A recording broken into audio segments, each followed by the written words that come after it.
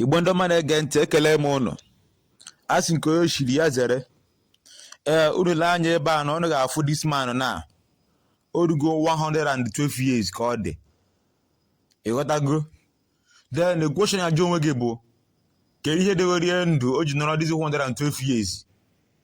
Maka na these days mmadụ ruo clock of 45 years or 40 years ya bidoro yawa ọrịa n'omeghe expect. Ya bidoro yawa ahụ n'omeghe expect. Kedu ife na-aka ọsị ya? One bụ oke oriri, and one iti aka gị n'ife ịma na ị ga-apụta nwunye ya. Unu lee anya ọnụ ga-afụ this man na otu o si enwe aṅụrị na-agba egwu n'ọṅụ. Onye dị 112 years ka kwurusoro ike na-agba egwu.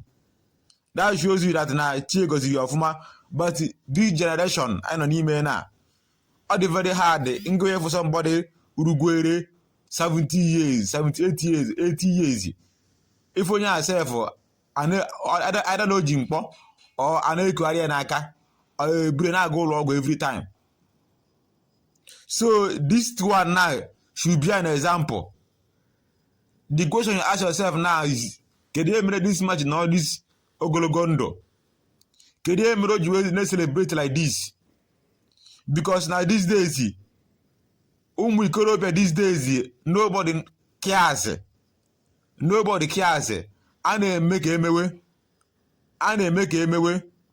Ụfọdụ n'ime ha bụ ndị na-aga ebute ọgwụ edewe.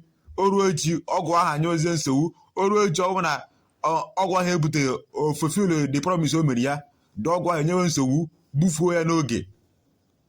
Ụfọdụ n'ime ha bụ ndị na-eti aka n'ife na-adịghị mma. O ruo echi because na you can't cheat nature.